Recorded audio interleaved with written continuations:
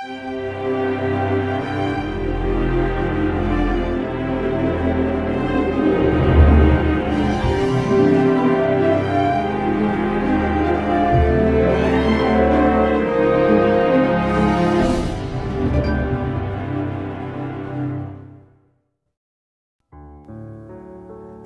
Raja-Raja 12.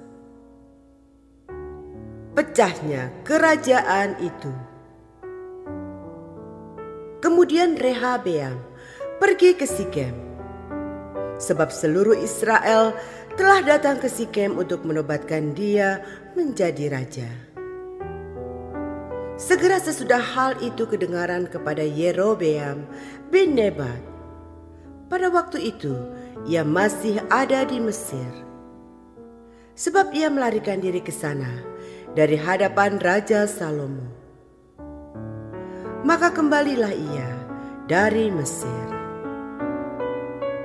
Orang menyuruh memanggil dia, lalu datanglah Yerobeam dengan segenap jemaah Israel dan berkata kepada Rehabeam,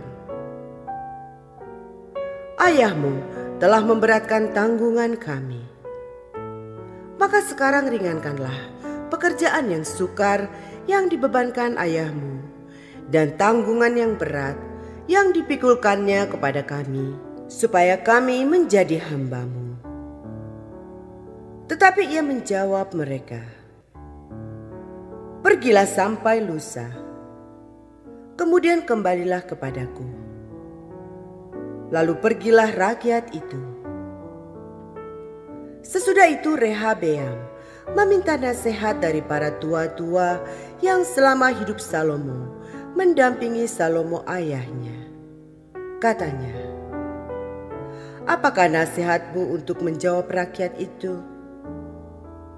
Mereka berkata, "Jika hari ini engkau mau menjadi hamba rakyat, mau mengabdi kepada mereka dan menjawab mereka dengan kata-kata yang baik, maka mereka menjadi hamba-hamba-Mu sepanjang waktu."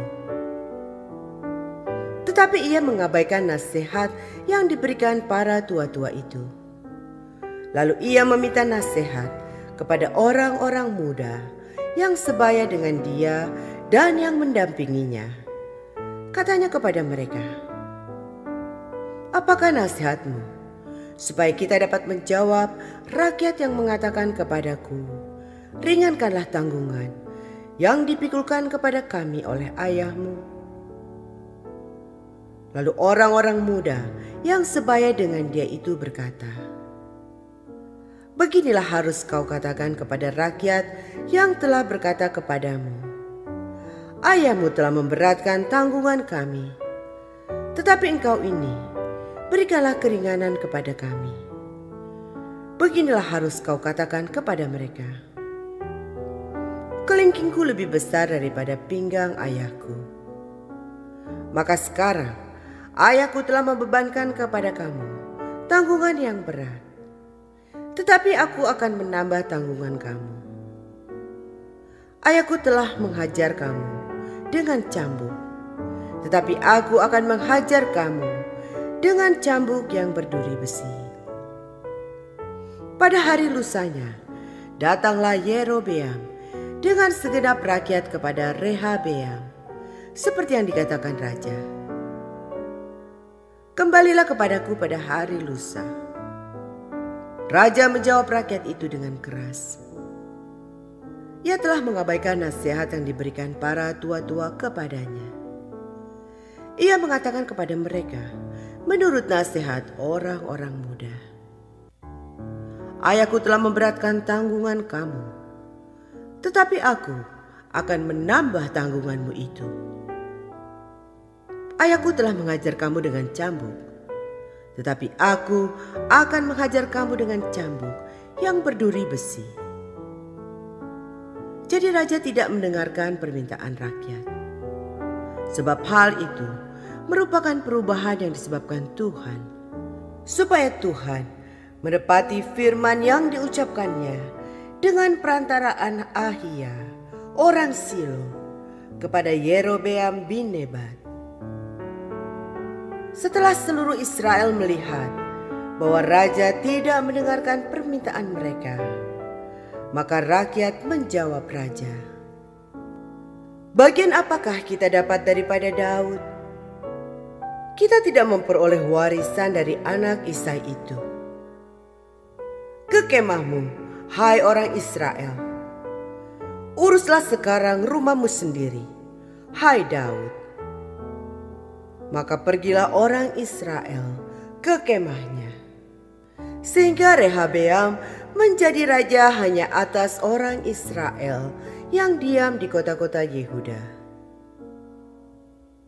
Kemudian Raja Rehabeam mengutus Adoram yang menjadi kepala Rodi. Tetapi seluruh Israel melontari dia dengan batu sehingga mati. Bahkan Raja Rehabeam hampir-hampir tidak dapat menaiki keretanya untuk melarikan diri ke Yerusalem. Demikianlah mulanya orang Israel memberontak terhadap keluarga Daud sampai hari ini. Segera sesudah seluruh Israel mendengar bahwa Yerobeam sudah pulang, maka mereka menyuruh memanggil dia ke pertemuan jemaah. Lalu mereka menobatkan dia menjadi raja atas seluruh Israel. Tidak ada lagi yang mengikuti keluarga Daud selain dari suku Yehuda saja. Ketika Rehabeam datang ke Yerusalem, ia mengumpulkan segenap kaum Yehuda dan suku Benyamin, 180.000 teruna yang sanggup berperang untuk memerangi kaum Israel, dengan maksud mengembalikan kerajaan itu kepada Rehabeam, anak Salomo. Tetapi datanglah firman Allah kepada Semaya, abdi Allah, demikian: "Katakanlah kepada Rehabeam, anak Salomo, raja Yehuda, dan kepada segenap kaum Yehuda dan Benyamin, dan kepada selebihnya dari bangsa itu, beginilah firman Tuhan: Janganlah kamu maju, dan janganlah kamu berperang melawan saudara-saudaramu orang Israel. Pulanglah masing-masing ke rumahnya, sebab akulah yang menyebabkan hal ini terjadi." Maka mereka mendengarkan firman Tuhan, dan pergilah mereka pulang sesuai dengan firman Tuhan itu. Yerobeam memulai ibadah baru. Kemudian Yerobeam memperkuat Sikem di pegunungan Efraim, lalu diam di sana. Ia keluar dari sana, lalu memperkuat Penuel. Maka berkatalah Yerobeam dalam hatinya, "Kini mungkin kerajaan itu kembali kepada keluarga Daud, jika bangsa itu pergi mempersembahkan korban sembelihan di rumah Tuhan di Yerusalem. Maka tentulah hati bangsa ini akan berbalik kepada tuan mereka, yaitu Rehabeam, raja Yehuda. Kemudian mereka akan membunuh aku dan akan kembali kepada Rehabeam, raja Yehuda." Sesudah menimbang-nimbang, maka raja membuat 2 anak lembu jantan dari emas, dan ia berkata kepada mereka, "Sudah cukup lamanya kamu pergi ke Yerusalem.